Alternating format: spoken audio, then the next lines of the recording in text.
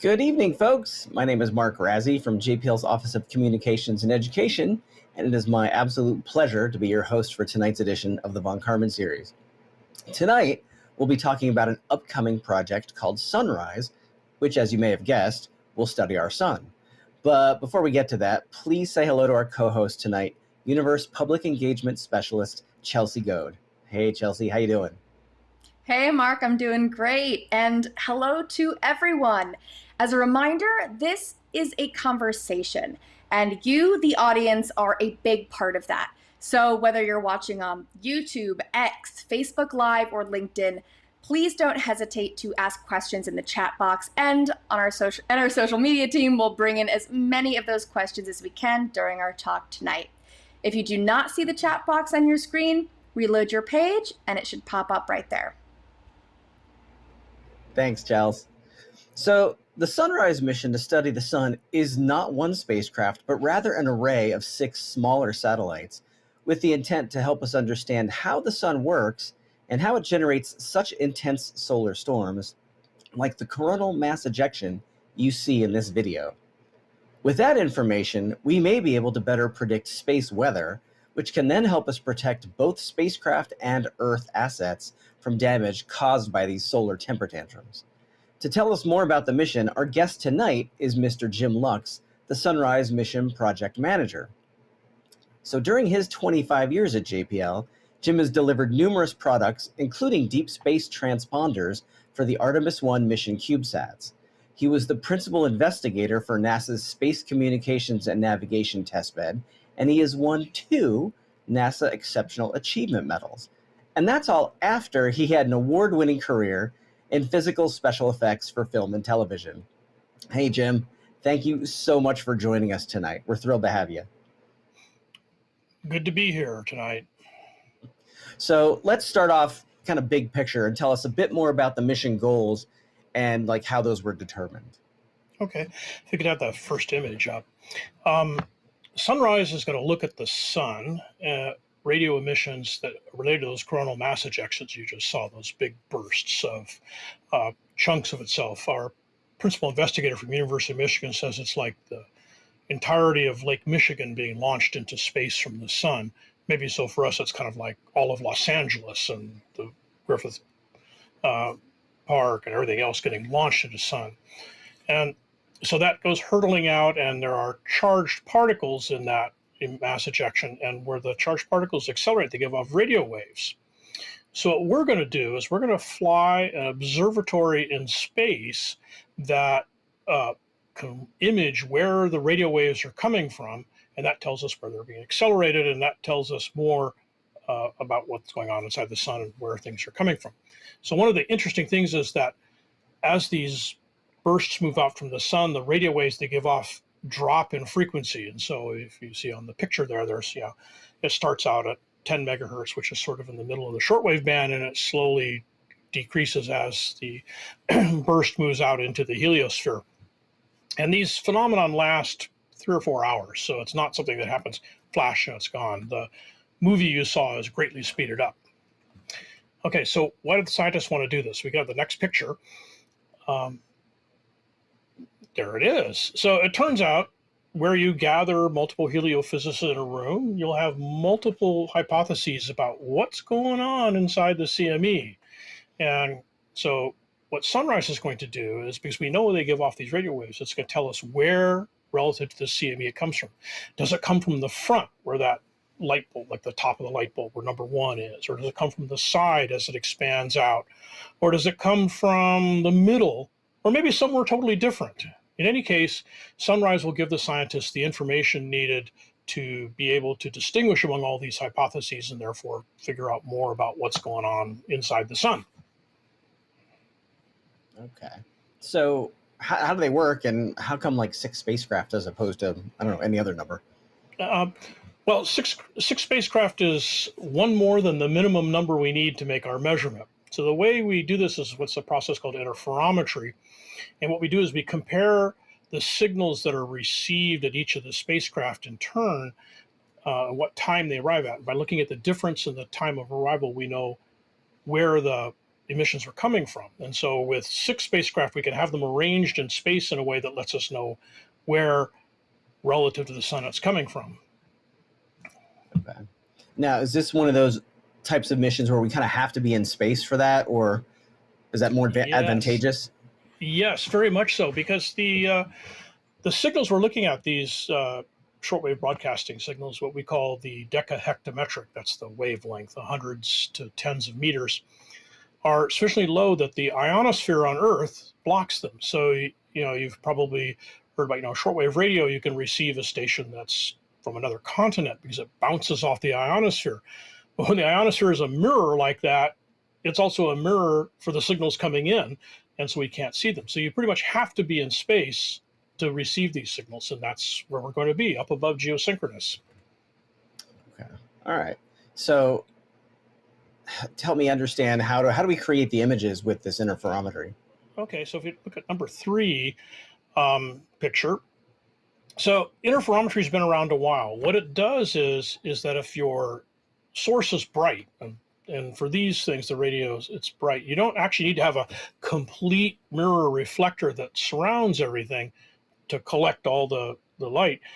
The signals are strong. What you really need to do is you need to have it spread out. And so radio astronomers have had these arrays of telescopes, and they combine the signals. And that's just what SunRISE is going to do, except we've got 6 of them in space as opposed to a couple dozen out in the desert in New Mexico. That's the very large array at the National Radio Astronomy Observatory in the picture there.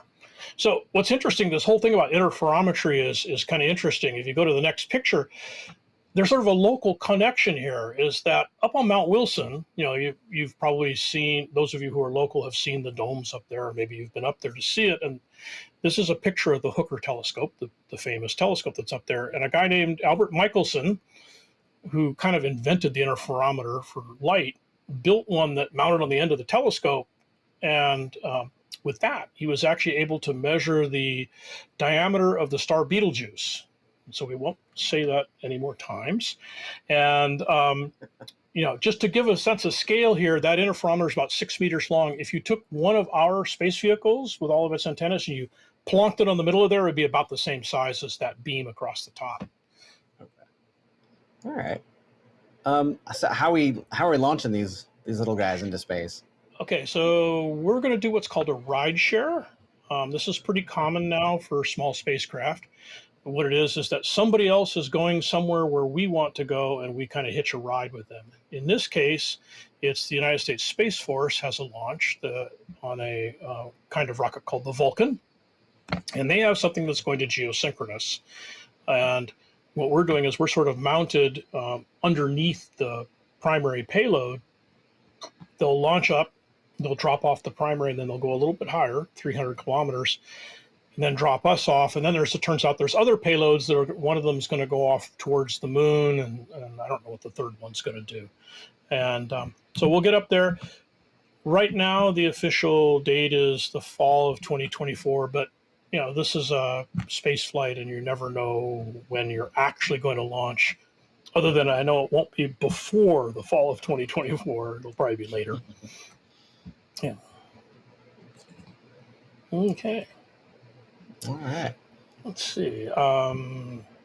We could probably go for the next little video here. One of the interesting things about this is that, so there you can see a picture of a couple of engineers working on. So those sort of gold-colored boxes you see on the bench there, those are our spacecraft all neatly folded up, just like they're going to be put into space. And then when they're in space, they'll unfold.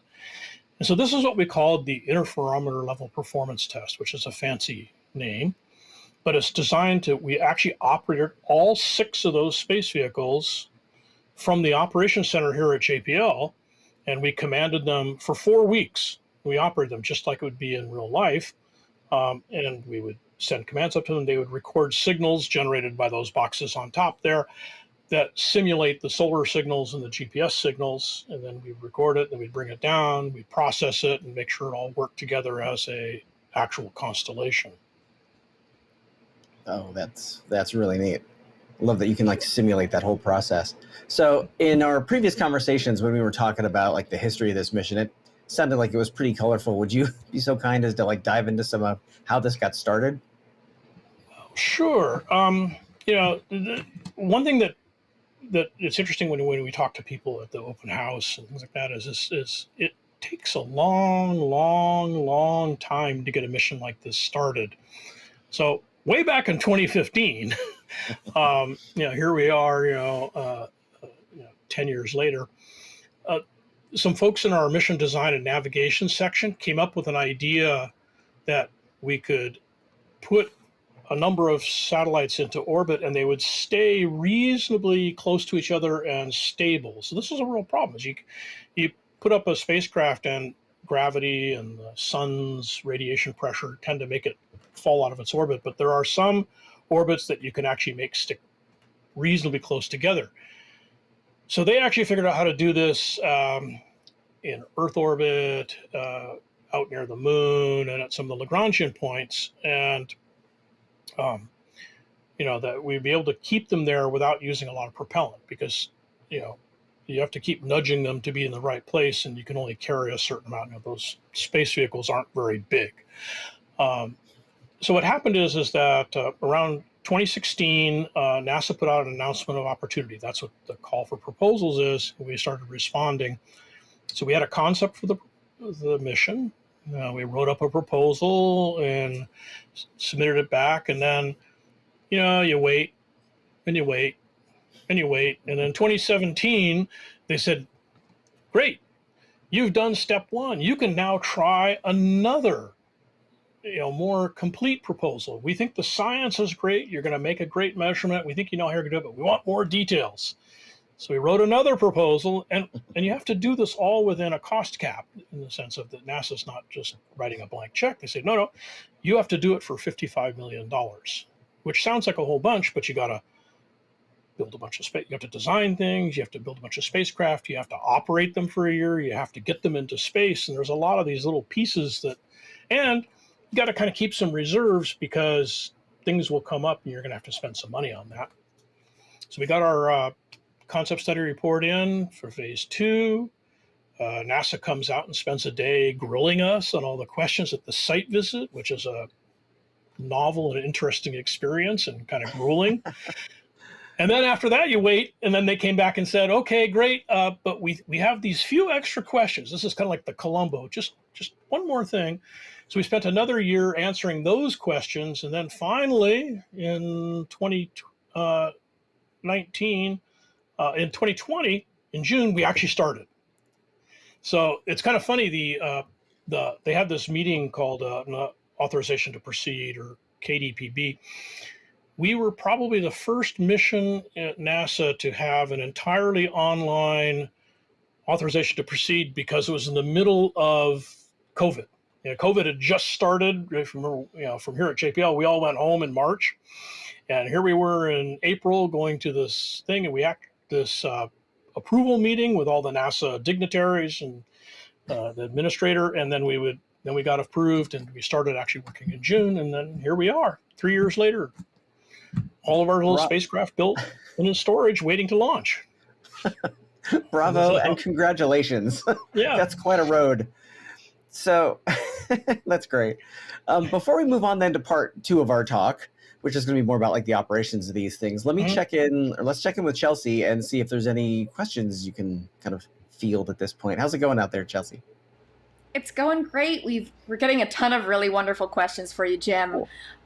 Christy over on LinkedIn asked, how is SunRISE different from other missions monitoring the sun? Well, we're the first one that's going to be looking at it in this particular part of the spectrum. Now, as you've seen the videos of the coronal mass ejections, those are from what are called coronagraphs, and they're typically visible light or UV or maybe infrared. This is looking at it in these low radio waves, which we've never observed from Earth, where we can't observe from Earth. And so that's one difference. The other thing is that we are observing essentially continuously for a year. We're just continuously recording. We get all the data down. And so we don't have to worry about trying to detect that something occurred and then quickly record it. Definitely. So we've got a few more. I'll just throw one more your way for now, and then we can come back to these questions in a bit. But we have Shagaf on YouTube asking, what type of instruments specifically or technology will SunRISE use? And they're also curious if the SunRISE technology and these SmallSats are being manufactured at NASA's Jet Propulsion Lab. Well, a combination of the two for as regards to manufacturing. But if you look at it, what we call the payload, that's the actual measuring part of our space vehicle, is a combination of a GPS receiver and a receiver for the DH signals from 100 kilohertz to 25 megahertz. And we designed and built that here at JPL. We built 6 of them, plus we have a couple of engineering models, and we have another unit that we use for testing. We shipped those to Space Dynamics Lab in Logan, Utah. They're part of Utah State University, and they build a lot of big and small spacecraft for these kinds of things. They've been in space business as long as JPL has. So what they did is they built the space vehicles. In other words, they machined the chassis, they went out and bought the propulsion system and the attitude control system, and they built the flight computer, and they assemble it all together, slide our payload in, connect everything up, and then they do all of the environmental tests and thermal vacuum and vibration testing and all that thing. And then at the end, they're going to be stored there until we call for them to be brought out of storage. Fantastic. Well, thank you for taking a couple questions. I'm sure we'll get back into them later, but for now, I'll throw it back to you, Marc. Thank you, Chelsea. Thanks, folks, for the questions. And yeah, we'll have time for some more at the end of all of this. So now we want to kind of transition into operations. Jim, what's it like operating like 6 of these spacecraft? An ordeal. Once you show image 6, and they're part of the challenge here. Okay, so this is kind of a artist conception that shows you, okay, there's our 6 spacecraft. Now they're actually moving, but you can see that they record and then they downlink to the Deep Space Network, and that happens once a week. So what happens is these things have to be self-maintaining for a week, and then we get 5 hours to talk to them essentially on the weekend, although that might change. And so we have to design the whole process so that they can operate themselves. And in fact, we really have to be able to have them be self-operating for 2 weeks, because what happens if there's a power outage or DSN has a problem or something like that? We want to be able to accommodate it. Or, Deep Space Network, they're the ones that are talking to Chandrayaan-3 right now. And so, there might be some other emergency that requires Deep Space Network to do their thing. So we always have to do that. So. Wow. Okay. I can see where that can get complicated once or twice. Once every 1 or 2 weeks. Yeah. So then what happens if there is some kind of problem on the spacecraft? Okay, how do they handle that? Yeah. So that's actually what we call fault protection. And so the spacecraft itself is designed to look for problems. So there's what we call a watchdog timer that makes sure that the things are still happening when they should be. And if it looks like it got stuck, it'll automatically reset it. And or it'll go into what's called safe mode. Now, in our case, safe mode is science mode, because what does a spacecraft do in safe mode? Well, it points itself, solar panels, towards the sun, gets itself in a stable configuration. Well, that's what we do for normal science operations. So for us, safe mode's not much different. But again, we have this whole self-protection thing that happens. So hopefully, it reboots itself, comes back alive, and keeps on recording. And then once we talk to it the next week, we downlink all this telemetry, and we'll be able to figure out what in the world is going on, because what we'll see is a gap, right? Here's 6 spacecraft, we're getting all this data, and there's this little gap in there, and then there'll hopefully be telemetry that tells us what to do, and maybe we need to do something, or maybe it just happened. Yeah. We know historically speaking, fault protection software has saved the day on more than a handful of occasions, right? Oh yes, look at Voyager last week. Yeah. Yeah, right. So if you haven't heard that story, folks, read that. Voyager, we recently lost touch with the Voyager for a little while. Got her back though, we're good. But so what's it like then working kind of within that mission operations team? That's got to be kind of a fun environment. It is. It is. There's a team of about half a dozen people who are doing the work. And now, what's interesting is that so they're only talking to the spacecraft on 2 days a week, but there's a lot of stuff for them to do in between. Remember, they get all the information down, then they have to process it, make sure it gets shuffled off to the science pipeline, make sure the spacecraft are healthy, and then figure out what the instructions are for next week or the following week, just in case there's no gap. So what happens is they have a operations center here at JPL, and it's not a huge office, and there's a bunch of screens in there, and you'll have 2 or 3 people who are monitoring what's going on with respect to the communications to the spacecraft. Are the files coming down? Are the files going up? And then there's sort of a background task of the navigators get data, once a week of where we are, and they're making sure that we don't run into ourselves. They're also working with Goddard to make sure that, because they're the ones who will warn us if there's something that might be on a collision course with us, and maybe we can move out of the way. How close do these things actually fly? So we want them to be about 10 miles apart at the most. So, maybe more like 6 miles average, but remember, we don't want them any closer than half a kilometer. What's that? 3/8 of a mile. Because we don't know precisely where they're going to go during the week. I mean, we have really good predictions. We actually know after post-processing where they are within a meter, which is pretty impressive. In other words, they're gonna fly for a week, we'll get the data down, and we'll know where they were every second with an accuracy of a meter, because that's what we need to make the science measurement. But we don't know if there's going to be some sort of bump in the atmosphere, in the interplanetary atmosphere, or some sort of pressure thing, or it's going to push them. And so we want to make sure they're staying away from each other. Yeah, I imagine it's got to be pretty challenging trying to fly a tiny fleet of tiny spacecraft. Right. So they're able to maintain that formation. That's amazing to me. Do these things have like little propulsion systems on them? They do. They have a little tiny propulsion system. Fit in your hands. It's about 4 by 8 inches, and maybe a couple inches thick, and it has a little tiny tank of a refrigerant in it. Non-toxic.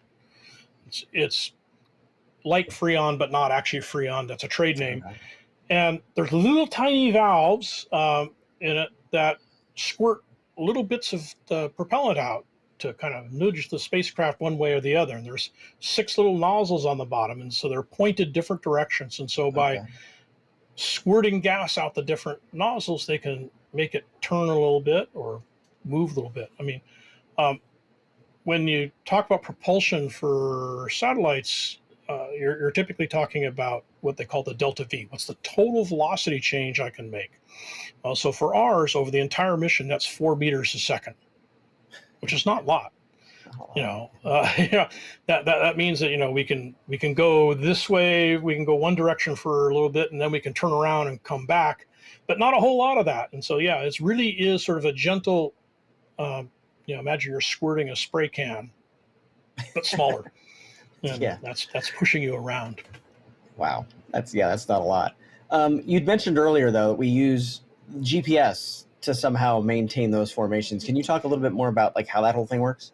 Yeah. So if you look at the next image here, so one of the interesting things about SunRISE is that we're actually in an orbit that's way above the GPS orbit. The GPS orbit's about 20,000 kilometers high, and we're at 40,000, big round numbers. So, and if you think about it, GPS is all about navigating on Earth. So all of the GPS satellites have their antennas pointed at the Earth's surface. So it turns out that the satellites we're looking at are the ones on the other side of the Earth. And you can see the picture there is, the ones that are closest to our little spacecraft there are actually pointing the wrong way GPS-wise. So we're actually looking at the ones on the far side looking back. So we're about 3 times as far away from the GPS satellites as you are on Earth. But even with that, we can get good tracking. Like I say, we can, we track to a meter, and we know what time it is to about a billionth of a second, 1 nanosecond.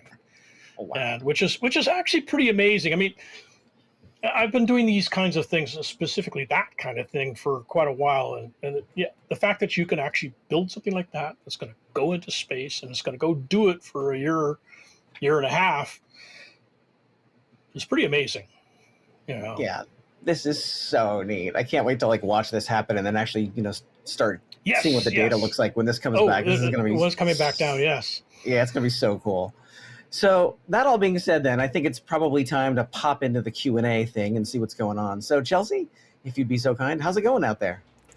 It's going great. We've got a bunch of other questions. I'll start diving into them if you're ready, Jim. I'm ready.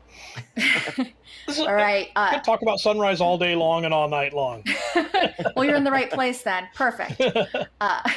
We've got Sean Berry over on YouTube asking, what is the data going to be used for once collected? Are we trying to predict space weather more accurately using this in the future?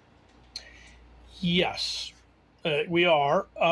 So the raw data that comes down gets eventually turned into images, and you'll imagine a bright spot in the sky, an image with a bright spot on where the radio emissions are coming from.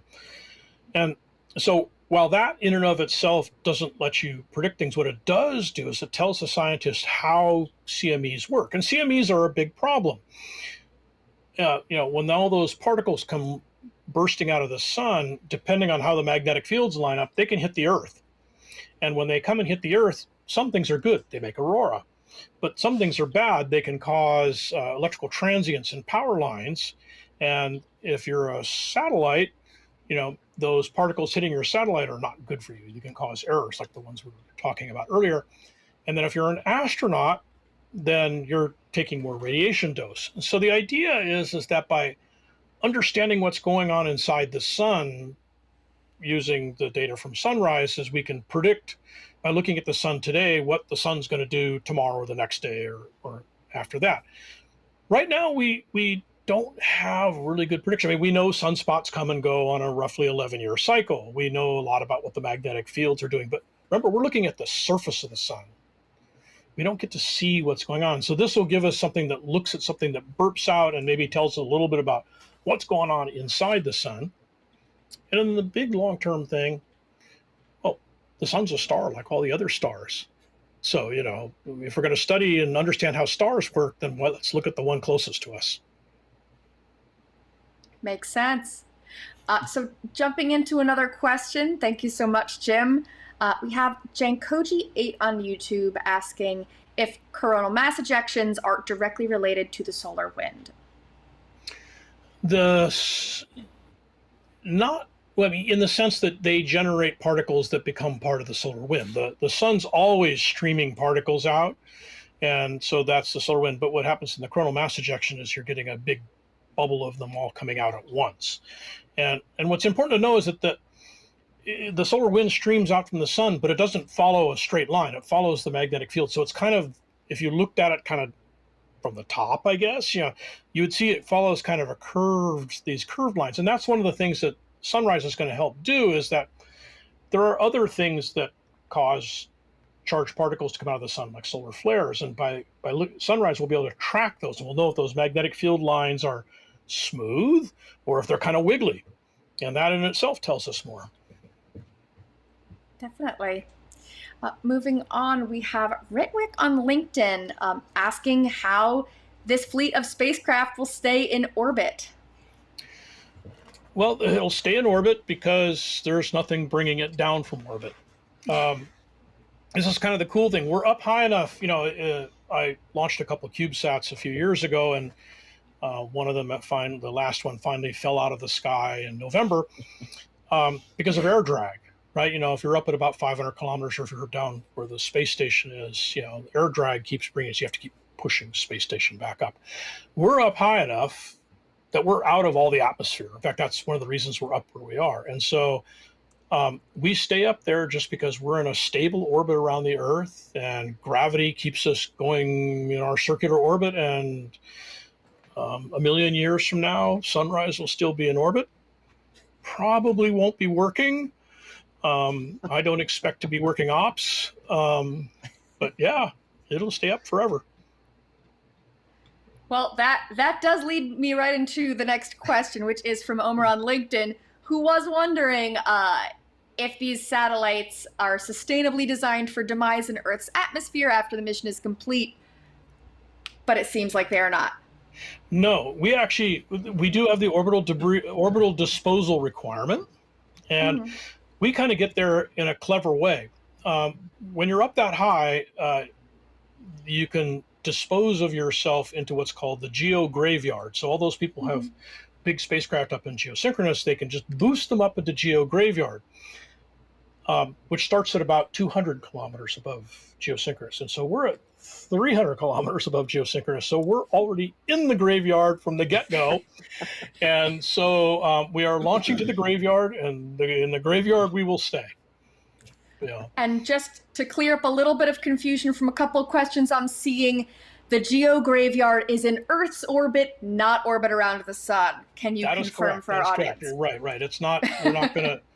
Yeah, we're not going to go into that. That's around the Earth. It just sits up there. Yeah.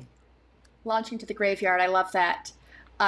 So moving on, I have Greg on Facebook, who's asking if SunRISE will wait for the solar maximum to launch.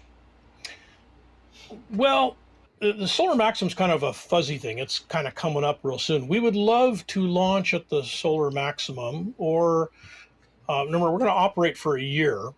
And it turns out that CMEs are perhaps a little more common on the tail end of the solar maximum. But really, our launch is determined more by when our ride leaves. And so when the bus leaves the bus station, we've got to be on it. Right now, Solar Max is 2024, 2025. We'll be launching in 2024, 2025. So that's perfect. One of the things we had to do in the proposal phase is show that even if we launched at solar minimum 6-7 years from now, we could still do our mission. In other words, that we wouldn't see as many CMEs, but we'd still see them. And in the worst case, you see about one a month. But we hope, our fondest hope is that by launching close to Solar Max or CME Max, that we'll actually see half a dozen or more CMEs in the first few months of the mission, and we'll say, great, now if something goes wrong, we've got all our data, we're ready to go. Sounds good. So we have a question from Nathaniel on LinkedIn, who's wondering who will have access to the data generated from this mission. Everybody. There's nothing special about it or confidential about it. In fact, NASA requires that it be available to the public within 60 or 90 days after having come to the Earth. So what it is that we process it and then we move it all to what's called the Solar Physics Data Facility, the SPDF, and it's available to the public there, and anybody who wants it can download it. There'll be files out there that explain what the format is. So there'll be both the raw data that we collect, all that GPS data and the raw signals, and then the pairs of interferometry, and then the actual images. Plus, there'll probably be images superimposed on coronagraph images for what they call context images. So yeah, everybody gets it. I love that. That's a great answer. It's what NASA does. It's true, but it's great to be reminded that the data coming from these missions is for everybody. Right. Definitely. So I've got a question. It's also from Genkoji8 on YouTube. I know we've heard them referred to as SmallSats. Are these small satellites technically CubeSats? Is there a difference? Yes, they are CubeSats. Ours are what are called 6U, because that the CubeSat is, for those, that's 10 by 10 by 10 centimeters, which, by the way, is the size of the plastic box that Beanie Babies came in. And so ours is 6, so it's 10 by 20 by 30 centimeters. It's actually a little bit bigger. It's determined by how much you can stuff into the box that dispenses us. But yes, these are CubeSats. But generally what we've been doing is we've been moving to terminology of SmallSats, because as you start to get bigger than 6U and you get to the 12Us and 20Us, it starts to be, is it really useful to start talking about these little 1 liter chunks, or is it really just, it's something less than 50 kilos or 100 kilos? It's small. It's not a Mars rover or a Cassini. And so SmallSat just seems to be a better, more generic term without constraining you to the CubeSat model. Definitely. All right, I've just got a couple more I'll throw your way, Jim. We've got Ryder on Facebook asking, why would you launch into a graveyard orbit? And how do you not hit other satellites? Well, we launch into graveyard orbit so we don't have to move there later. Remember I was telling you about, we had 4 meters per second of delta V. To return to Earth, in order to go back down the atmosphere, is thousands of meters per second delta V. So it's essentially, we don't have even remotely enough propellant to do that.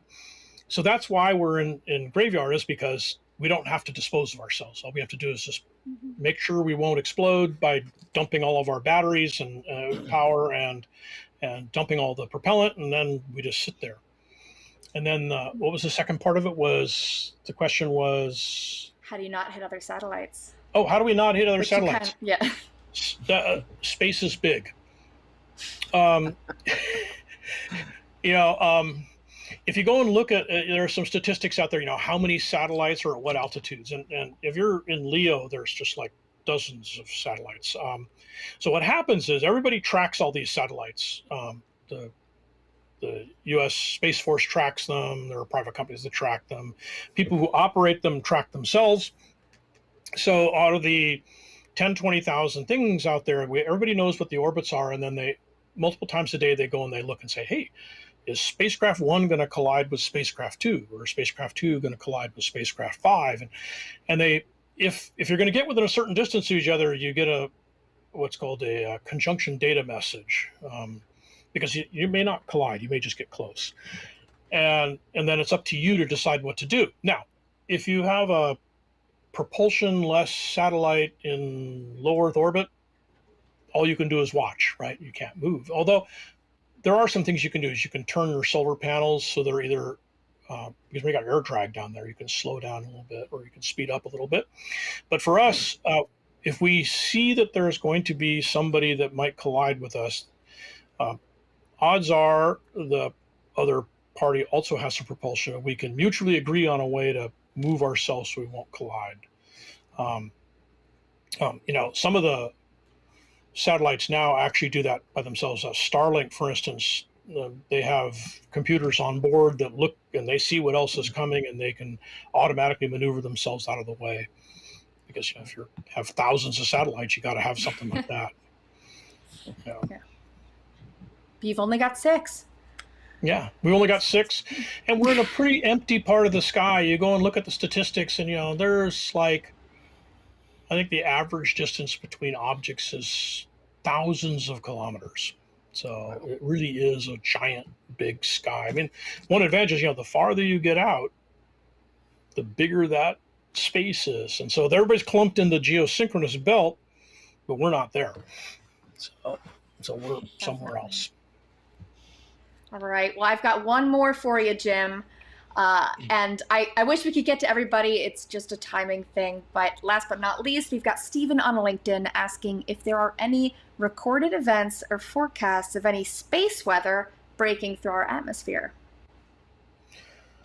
Well, there's lots of space weather events in our atmosphere. Whenever we have an aurora, that's space weather.